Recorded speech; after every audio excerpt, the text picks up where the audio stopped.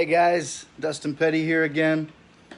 I am going to show you how I do epoxy countertops. It's something I've been just learning over the last month or so, honestly.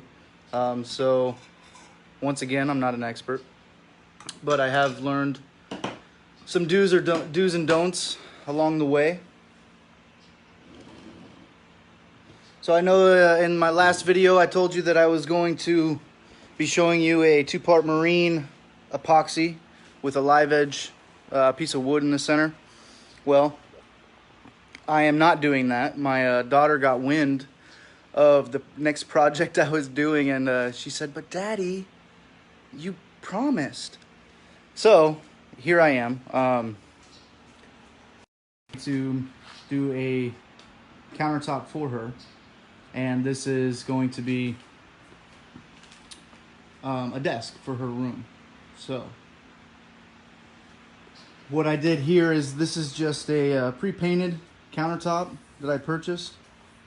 It's a lot easier to time, I guess. Not necessarily cost effective, but time-wise. Just to buy it pre-painted, I gave it a rough scuff just for a little bit better adherence with the epoxy. And now I'm getting ready to mix this is a two-part epoxy resin. This is the white that I'm going to do on the base coat. Now I don't have to use very much of it because she informed me she wants it to look like waves, so different types of blues and white. So we're just going to put a little bit of a base coat of white down. This is a 2-to-1 mixture, hardener with the resin. Pretty easy. I have these Home Depot little buckets. They make it pretty simple for you. Gives you a little 2-to-1 measurement there. I'm only going to use about half of this because, well, my other daughter, she said, "Hey, what about me?" So guess what? I'm making her own desk as well. Different colors on that one. So we're going to see how well this works with me holding a phone while I'm trying to mix up resin. I'm going to give you some pointers on when you're mixing resin to make sure that it all cures correctly. The biggest pointer that I have is when you start off this project, make sure that you have a favorite drink. It calms your nerves a little bit while you're doing it. That way you don't overthink anything that you're doing, because honestly, this is a pretty easy process. You just do it. All right, so always pour your hardener first. First piece of advice I can give you. So I don't want to do all of it because I need to save some of this for my other daughters. So we're gonna set up right here on this first mark.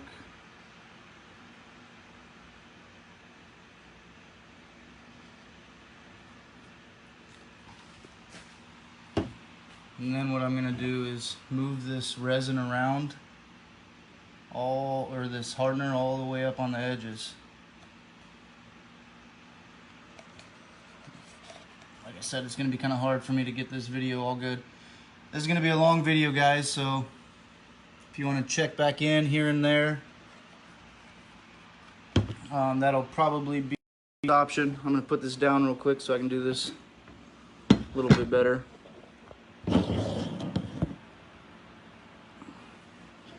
Alright, so you want to get the hardener all the way around the edges.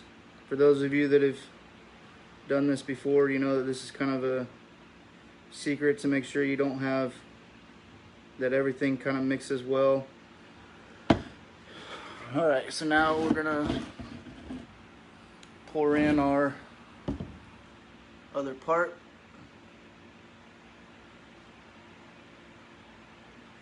And we're going to go up to 4.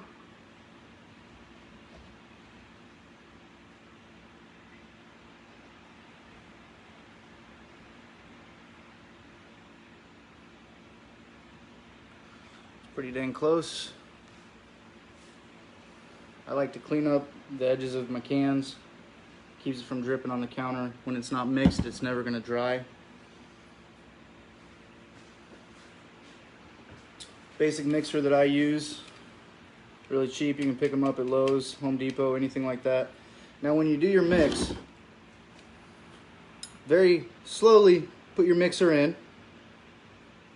You want to do that because you want to reduce the amount of bubbles that are forming in your resin.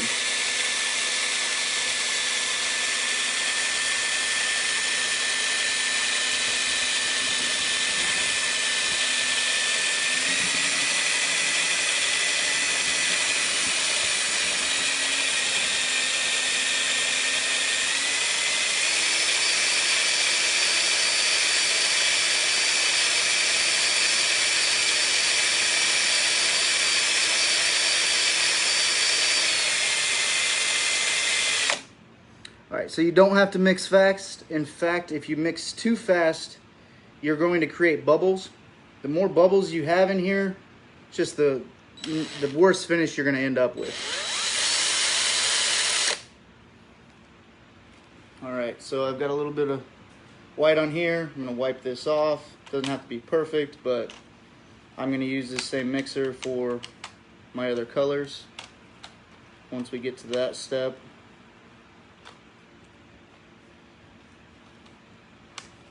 And just a heads up, so I've been planning this for the last couple hours and I completely forgot to charge my phone. It's only on about 20% right now. So I've got it hooked to a battery charger, so we'll see how far we get.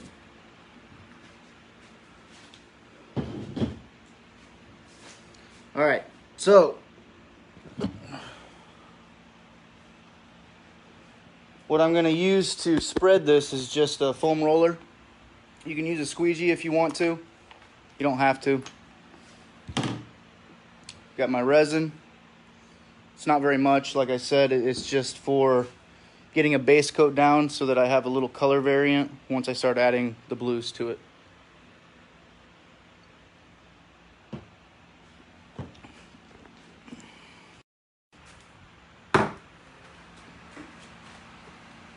So this is not like paint, so you're not just rolling it on. You're gonna try to pour it on in just an even mix, and then you're gonna use the roller to actually just push this around.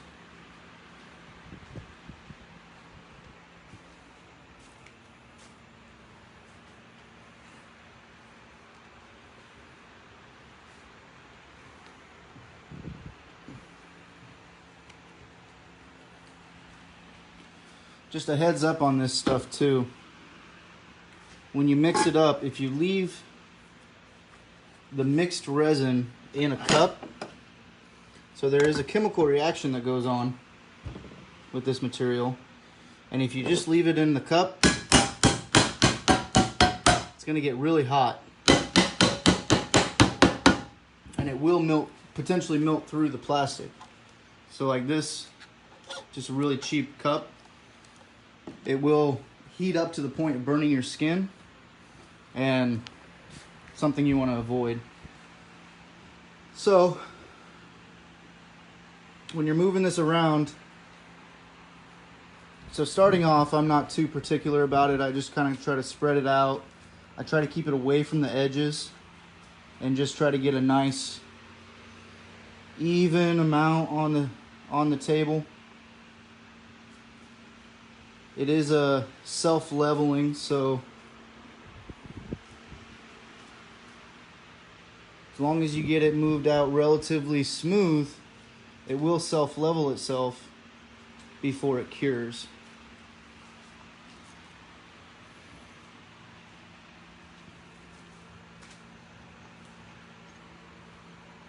Now you can see as I'm pushing this around, it's leaving big edges, right? Or big little blobs. That's okay right now. We're just trying to get the whole thing covered. As I said, I've only been fooling around with this stuff for about a month. There are crazy good videos out there if you want to learn from a professional. Definitely recommend checking them out.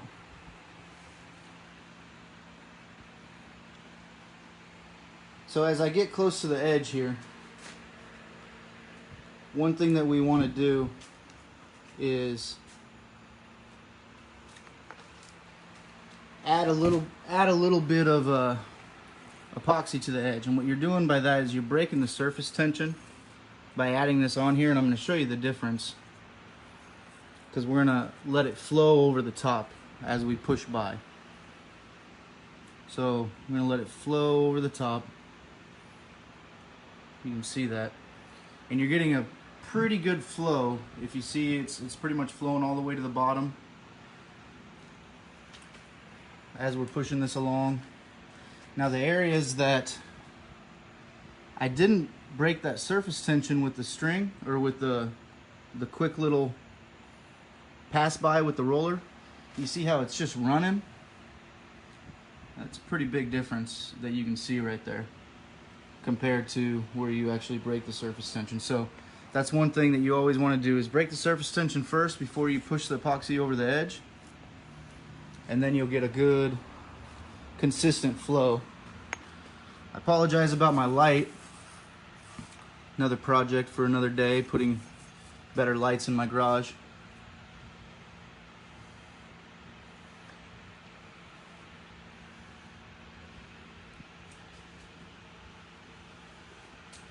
So this turned out to be about the perfect amount of epoxy that I mixed up here. Now, my previous projects, I'll tell you, I did not do these cardboard troughs, and because I didn't want to spend the time doing it, just being lazy. That was a big mistake. The amount of mess was incredible.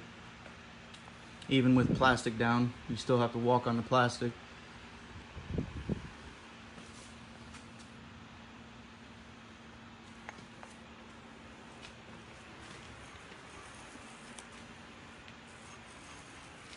So the troughs will just save you a lot of cleanup time. And it'll save your shoes. Regardless, wear shoes that you don't care about too much. Now I'm going to be adding a lot of epoxy to this to get the colors that we want for the final thing. So it's okay that a lot of it's running over the edge. Now that my final little bit here, when I push this across, I want to go all the way over the edge and try to keep it from dripping where I've already put material. And that's going to allow it to have a better surface. Once it's cured, it'll allow it to self-level a lot easier.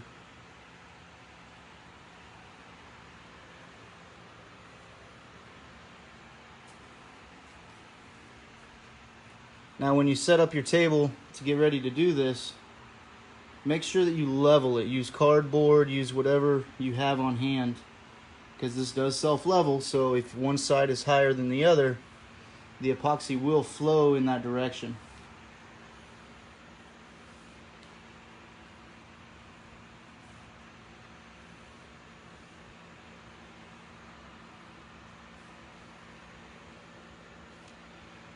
So the reason I'm doing it, pulling it all the way to the edges, is when I was pushing the epoxy over the edge, it was making the edges a lot shallower as far as how much epoxy was there.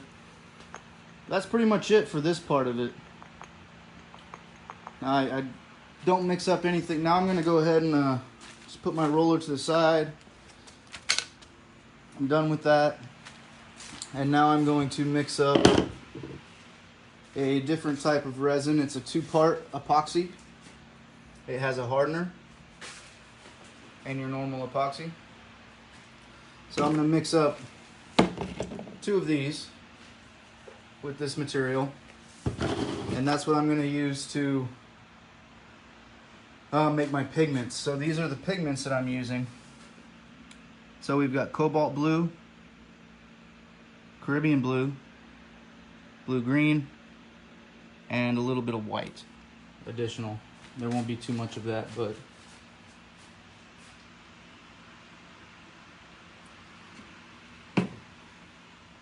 Linda. I'm doing this for my daughter too, so it hopefully she'll be happy with it, and if you end up doing it for your daughter, hopefully she'll be happy with it. So this is a 1-to-1 mixture. So once again, we're just going to go to 1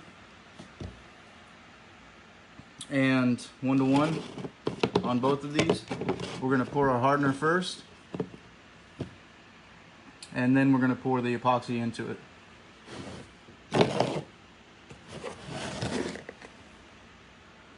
Okay, so that's my hardener, so I'm going to do 12 ounces.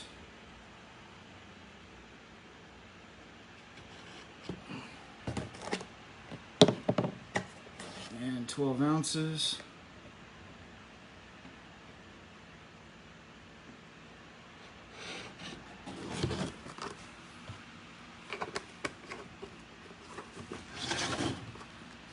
Alright, I'm going to set up the camera real quick, that way I don't mess this up. Okay, so now we're going to take the normal epoxy. We're going to put it another 12 ounces, so we're going to go up to 24 ounces. Normal epoxies, shoot. Sitting there talking and I forgot a step. And knock over the camera too. Okay, so the epoxy all went to the bottom, so I can still do this. But you want to take your hardener and make sure that it goes all over your cup. Now we're going to try this again.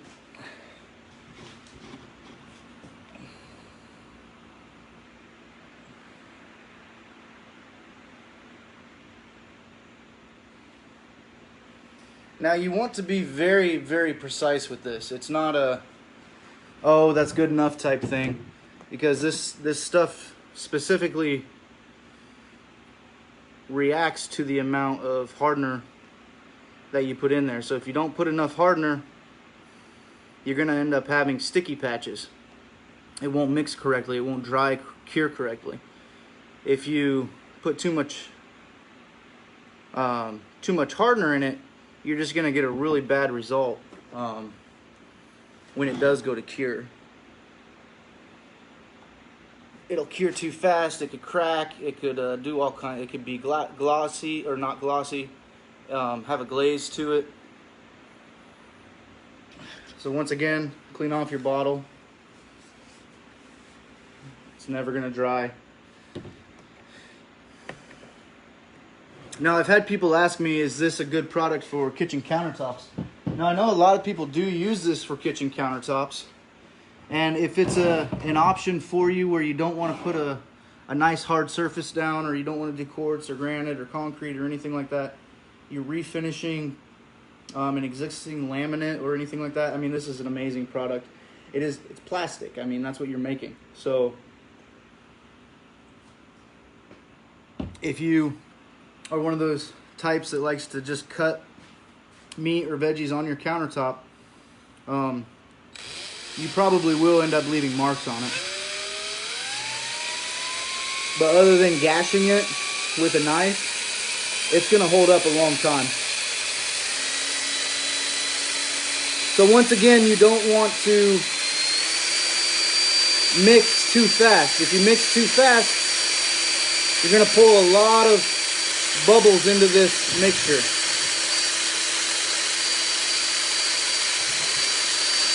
But you do want to make sure that it's completely mixed. Every single bit of it. You'll see that, okay, so while you're mixing it, or when you pour it in, you'll see kind of waves in it. Even when you stop, you'll see waves.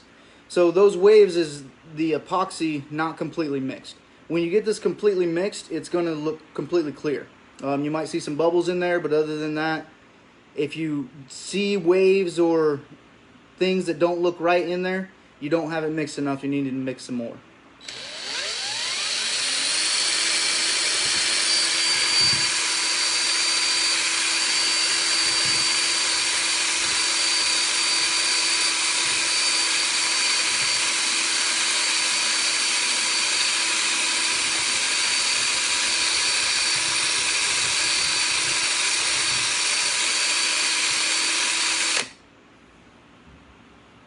Okay, I'm going to show you the difference here in a second.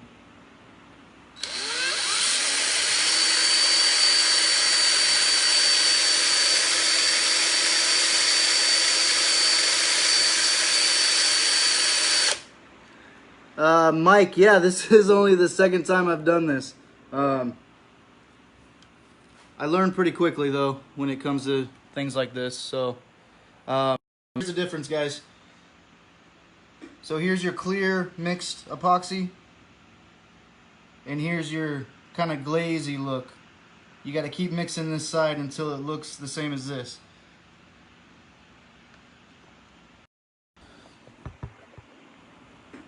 Alright, back to mixing.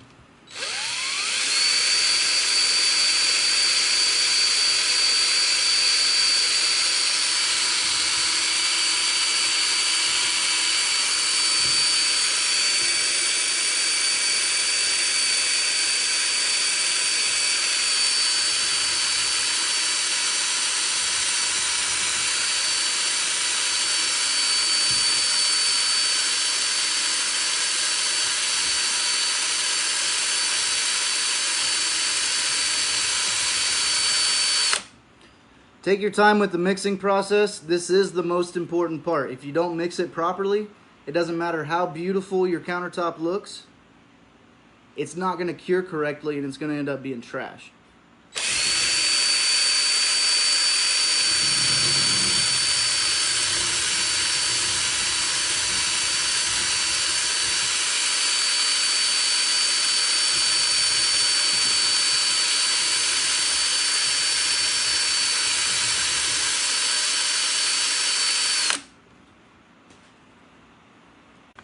Not quite sure if that just paused or not. Sorry, my wife just called me, so she's gonna be pissed because I declined her call. All right, once again, cleaning off my mixer.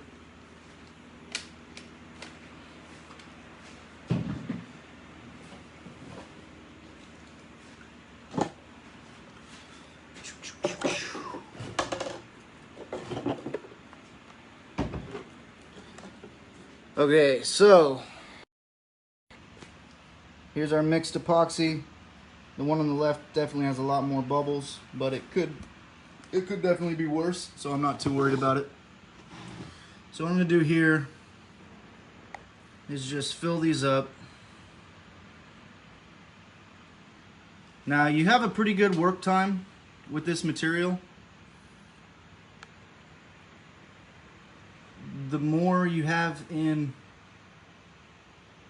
let's see, so as long as it's in a cup, it's actually going to cure a lot faster because the chemical reaction, the heat is what helps to make that chemical reaction happen.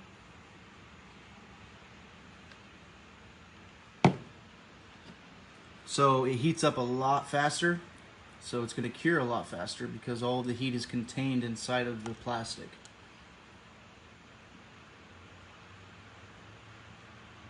Okay, so let me get a hold of the colors. Now you don't need very much of this colorant. And just a quick little side note on the colorant, I use mica powder. I've heard people using all kinds of like oil paints and acrylics and different stuff to get tints and stuff. Well, from what I've learned is that is one of the worst things that you can possibly do because it can throw off the curing process of the acrylic. So you don't have to use very much of this stuff. This is all I'm using right here. I may end up mixing a little bit more into it. We'll see what it looks like once I get it mixed up. So I'm just going to mix it by hand.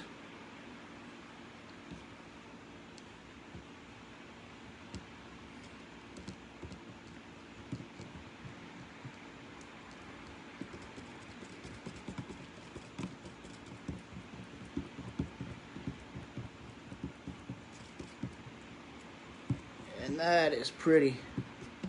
The reason I'm mixing it by hand with a screwdriver is I want it to have variations in it. I want it to be kind of dirty pour, not completely the same all the way through.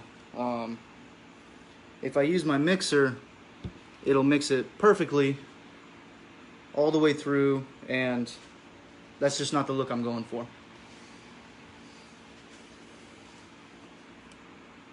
Alright, so now Caribbean blue.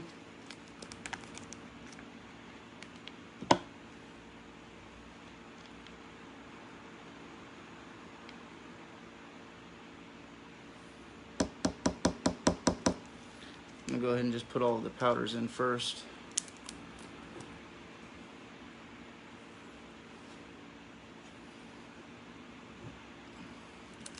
Cobalt blue, I'm gonna put a little bit more in the cobalt blue because I want it to really pop and just be really dark. This is the main color I'm going for with the table. So I'm actually doing 2. Okay, sorry about that. Wife called back.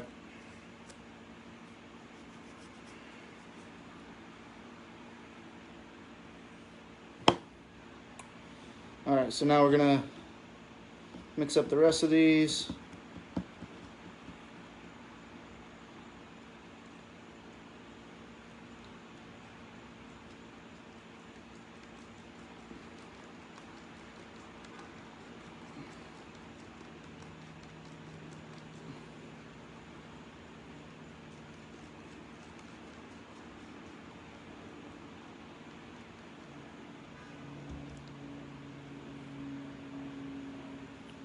Cleaning off my mixer in between each so I don't change up the color too much.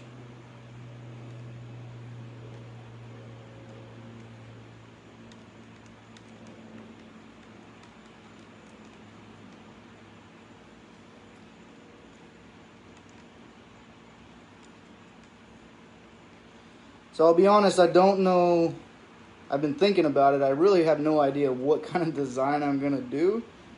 My daughter said she wants it to look like waves. So I'm trying to think of what waves look like in my head on a flat surface. And I'll be honest, I'm not having much luck with that. So I think I'm gonna go for rivers, a river look, like flowing water look.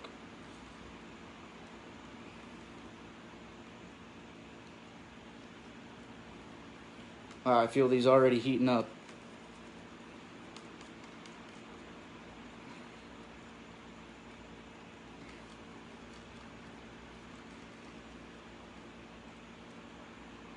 All right.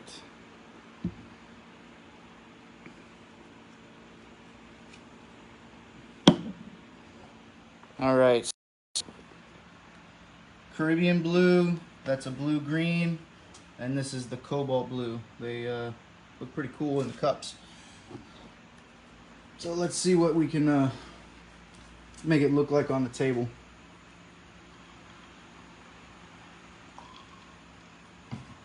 Sorry, taking another drink. So I want my main colors to be this this blue. So I'm gonna start on the edge.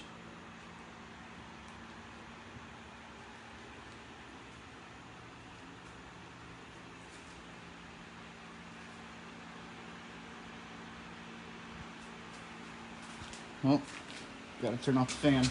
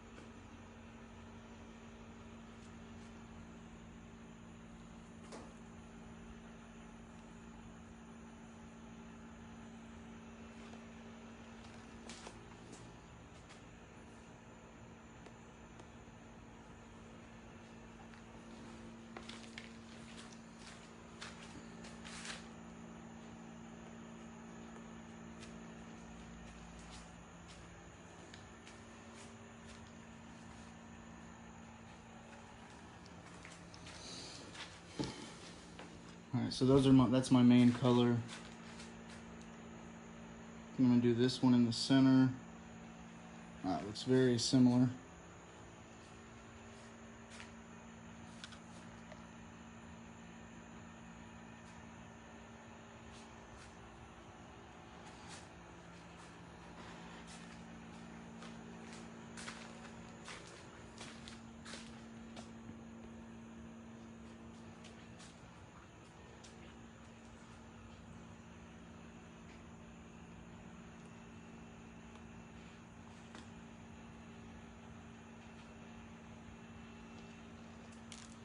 Sorry, I wasn't sure where I was pointing there.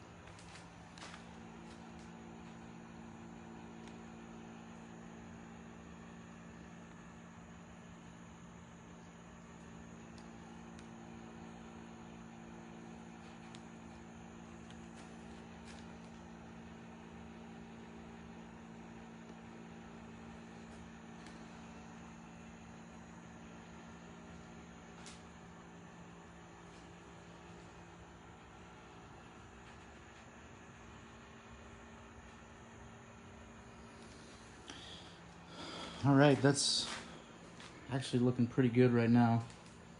I still have some more here that I think I'm gonna do a lot more of that cobalt blue.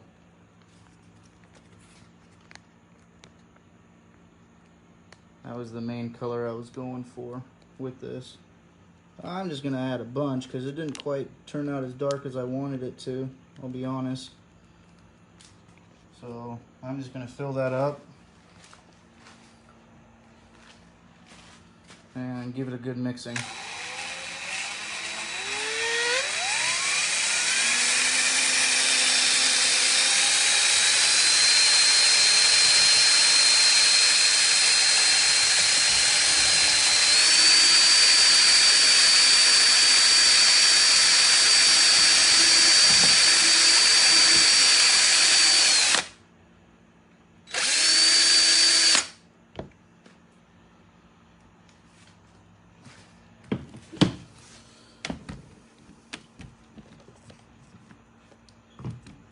Normally put gloves on, not quite sure why I didn't this time.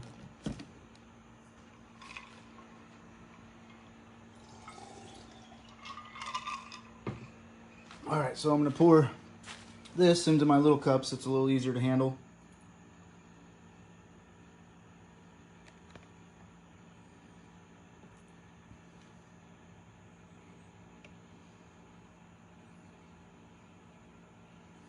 If you could feel how hot this is right now, it's super hot, super hot.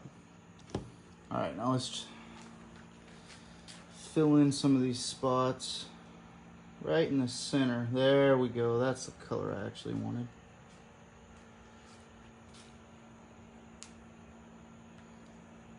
That's pretty.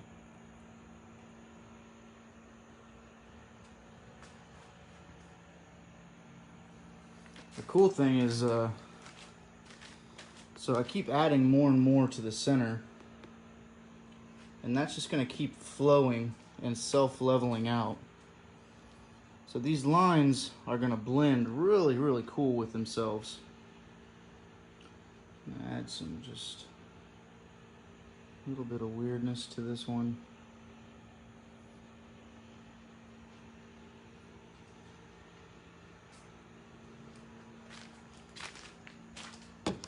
And last one right here.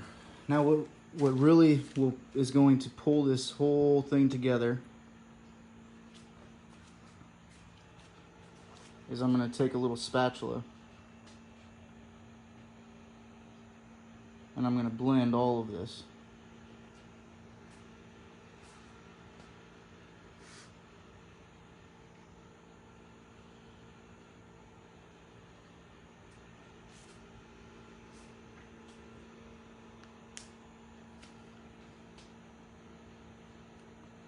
Just going to add some random dots here or there.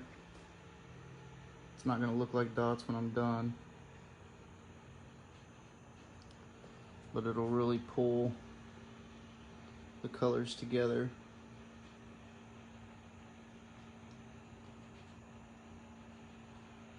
Got a bug crawling on my neck. Thought that was good information to share with y'all.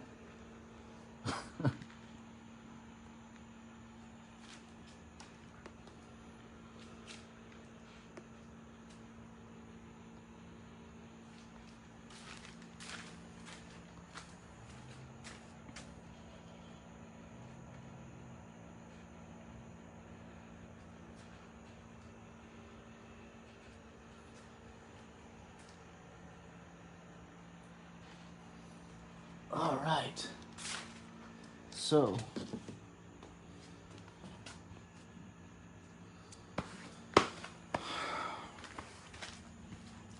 I'm gonna take this little tiny plastic spatula and we're gonna start blending a little bit. Now the biggest thing with this is pulling from one side to the other.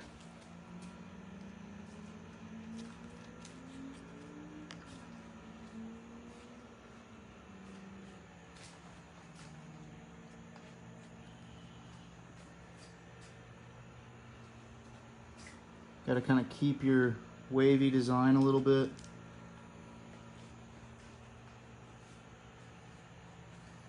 But this will blend the colors together, so you don't have those crazy distinct lines.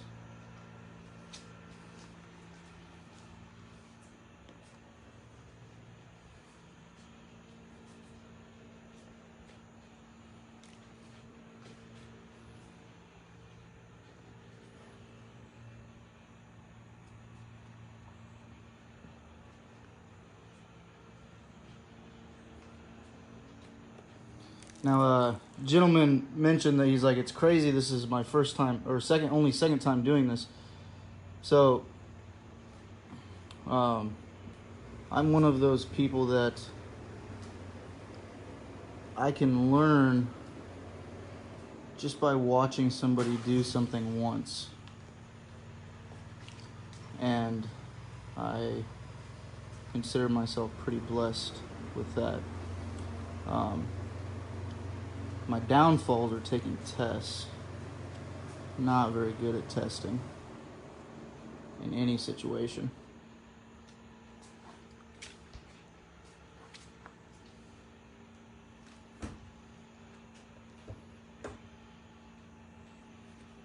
Look at that.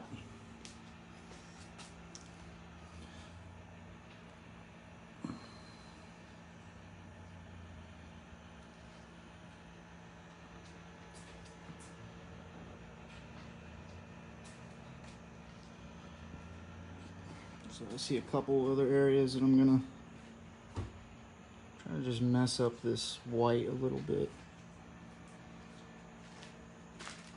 There we go. Now we're getting there.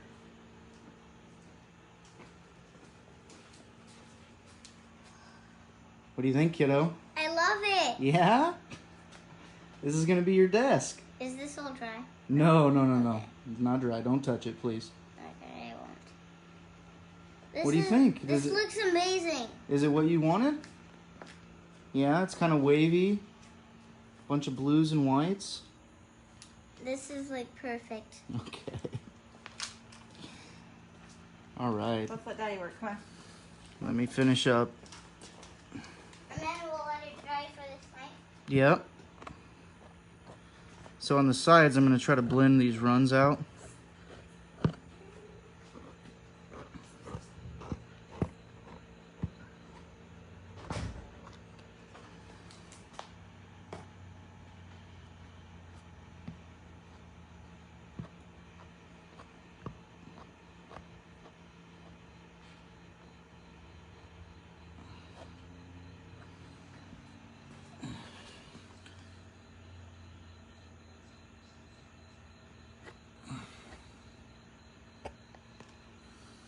Biggest thing with these, I just don't want them to look, I want them to look more natural and flowing.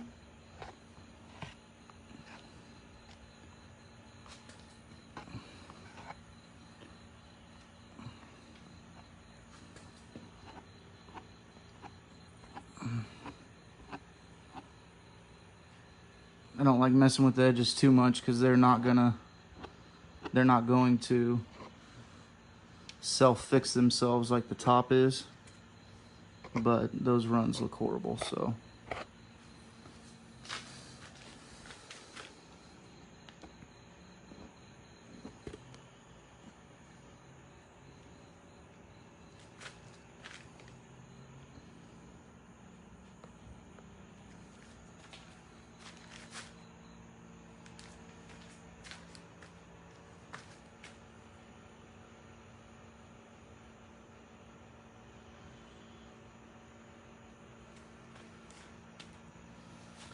All right, let me take a look at this, see what else I want to blend a little bit more. So I still don't like this middle line here. I think I'm about done with my workability time on this. All right. What do y'all think? Do I need to change anything up on this, or the cool thing is, and I'm pretty sure it's happening because I'm using two different types of epoxy. So whenever the white pulls up when I mix it, it does this separation, and it just looks amazing when it does that.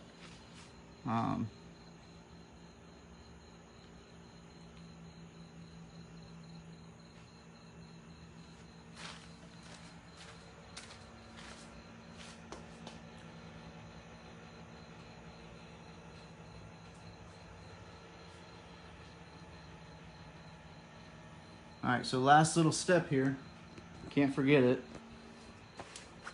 I don't know if you could see, there's a bunch of bubbles, little surface bubbles on the top there. You can't really see them, but they're there. So we're going to use this torch.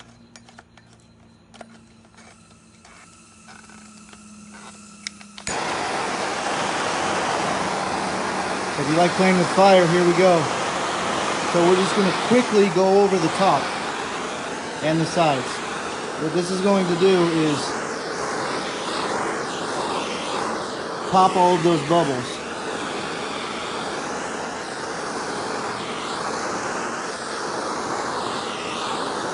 This is plastic, so if you stay in one spot too long, you will burn it. It'll turn brown. It'll discolor, and it'll kind of look like crap. So don't stay in one spot too long.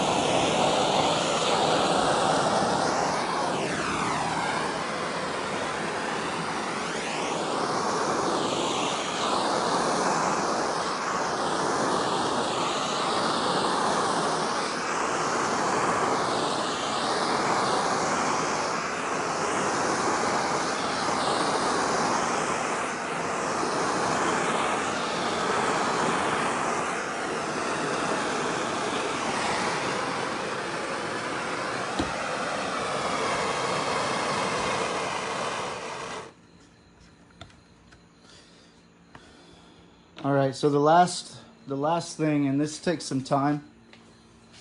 I haven't really had, okay, so you see all those drips on the bottom here? So for the next hour or so, I'm gonna have to continually come through here and scrape these off. So when I say scrape them off, let's see if I can just try to get underneath.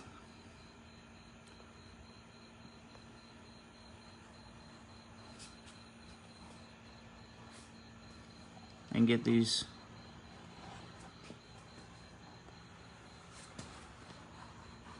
pushed off to the bottom as best you can.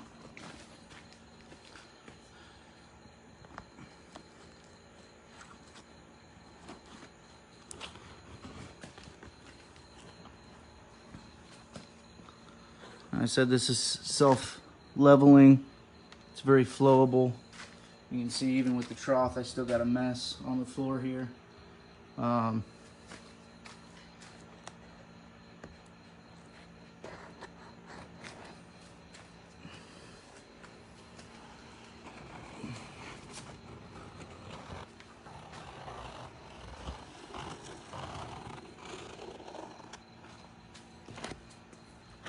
So it's definitely too tacky now for me to do too much work on the top or on the sides here. So these runs are just gonna happen. Hopefully they'll flow out a little bit more.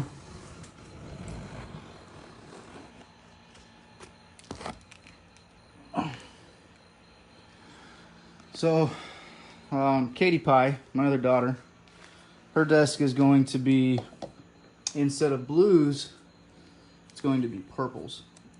And I was just going to go ahead and knock it out at the same time, but I realized I didn't have any blue or purple mica powder, so that'll be in tomorrow. So I'll probably do her table tomorrow if you want to tune in and watch that live video.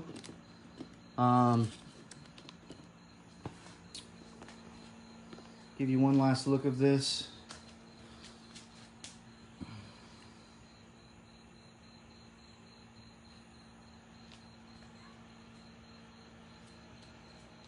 Beautiful. Wow. If you could see this in person, I'm sure it looks good on the screen, but man, this is really beautiful. Just all the pearlescence in it. And the two mosquitoes that decided to land in there too. Those are going to add some real character to it.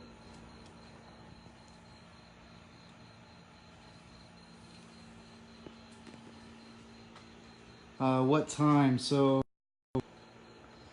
I think that I will probably do it around the same time frame, around 8 o'clock probably, maybe 7. So that's probably most likely when I'll be doing it. It really comes into if the powder actually shows up. It's supposed to be here tomorrow, but we'll see.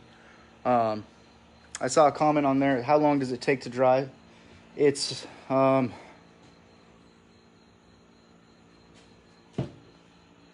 cool. So I let it dry for 48 hours before I even touch it. It's pretty cure around 24 hours, so tomorrow night this will be good enough to move, but I still don't like the potential of, like, so if I move it off of this counter and I set it on its side on something, you could indent it potentially. I mean, it will cure in 24 hours. You don't have anything to worry about with that, but just for the complete hardness, you know, you're looking at 48 to 72 hours to be able to actually use it or assemble it. So I said I got these countertops. Honestly, I just went to IKEA and I found a desk that looked cool, had a lot of drawers on it, and I took the countertop off of it, and now I'm doing this to it. So she's gonna have a really cool custom